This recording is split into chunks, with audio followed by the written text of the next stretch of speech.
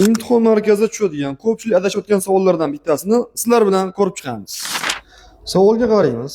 Qaysi rasmda quvib o'tishni to'g'ri holati ko'rsatib qo'yilgan deyapti. Rasmda 4 ta holat ko'rsatib qo'yilgan. Qaysi birida quvib o'tish mumkin, qaysi biri to'g'ri quvib o'tyapti deb so'ramoqchi. Birinchi rasmga qaraymiz. Bir sidirg'a chiziqni haydovchi bosib o'tyapti. Demak, bu holatda quvib o'tsa, qoida buzgan bo'ladi. Bu noto'g'ri. Keyingisi, 11 chizig'i. Bu chiziqni uzuq tomonidan quvib o'tishni boshlab, sidirg'a tomonidan quvib o'tishni tugatishga ruxsat berilgan. Demak, bu haydovchi quvib o'tishni to'g'ri bajaryapti. Undan keyingisi, demak, uzuq chiziqni bosib o'tyapti. Bu holatda ham quvib o'tishga ruxsat beriladi. Va eng oxirgisi tartibga solingan chorraha ekan. 12-bobda ko'rsatib qo'yilgan. Demak, tartibga solingan chorrahalarda quvib o'tish taqiqlanadi ko'rsatib qo'yilgan. Ana shuning uchun bu ham noto'g'ri.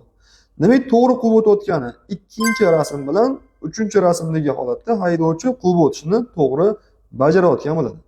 Demak, javobda ham 2 va 3-si quvib o'tishni to'g'ri bajarayotdi degani to'g'ri javob bo'lar ekan.